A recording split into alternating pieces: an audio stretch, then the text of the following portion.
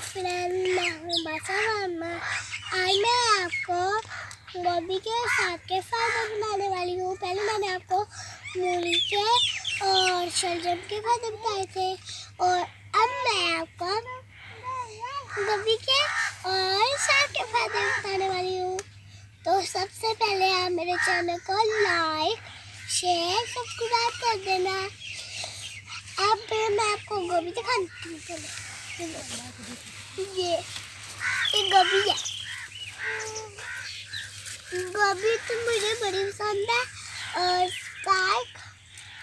साग हमने आज खाया था तो इसलिए अब हमने साग आपको दिखाएंगे।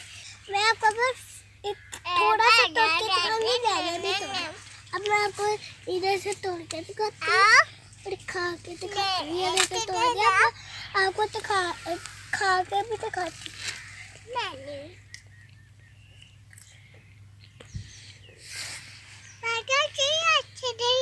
थोड़ी सी तोड़ के दिखाऊंगी, मैंने आपको ज़्यादा नहीं दिखानी। अब मैं थोड़ी सी तोड़ के दिखाती हूँ।